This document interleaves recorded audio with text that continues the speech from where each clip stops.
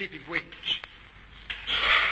Africans want to perform work which they are capable of doing, and not work which the government declares them to be capable of.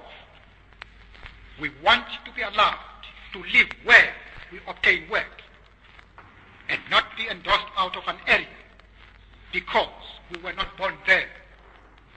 We want to be allowed and not to be obliged to live in rented houses which we can never call our own. We want to be part of the general population and not confined to living in our ghettos. African men want to have their wives and children to live with them where they work, and not to be forced into an unnatural existence in men's hostels. Our women want to be with their men folk and not to be left permanently widowed in the reserve. We want to be allowed out after 11 o'clock at night and not to be confined to our rooms like little children. We want to be allowed to travel in our own country and to seek work where we want to, and not where the Labor Bureau tells us to. We want a just share in the whole of South Africa. We want security and a stake in society. Above all, my Lord, we want equal political rights, because without them, our disabilities will be permanent.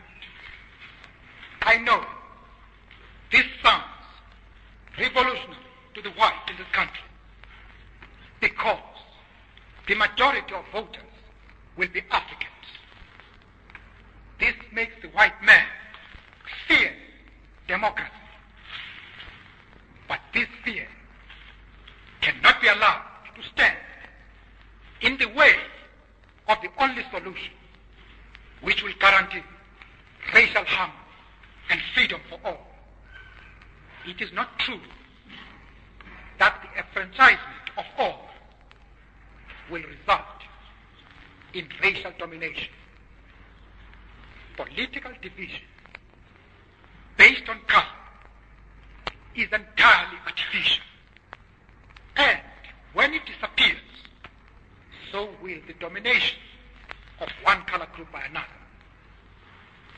The ANC has spent half a century fighting against racialism.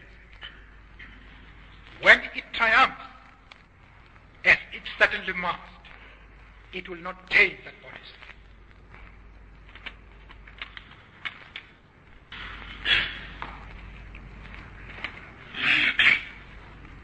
This, then, is what the ANC is fighting. Our struggle is a truly national one. It is a struggle of the African people, inspired by our own suffering and our own experience. It is a struggle for the right to live. During my lifetime, I have dedicated my life to this struggle of the African people. I have fought against white domination,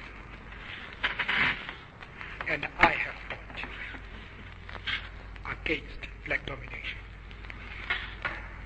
I have cherished the idea of a democratic and free society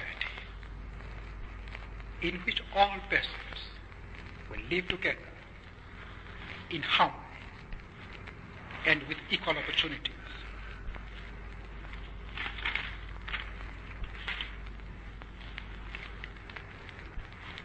It is an idea for which I hope to live for and to see realized. But my Lord, if it needs be, it is an ideal for which I am prepared to die.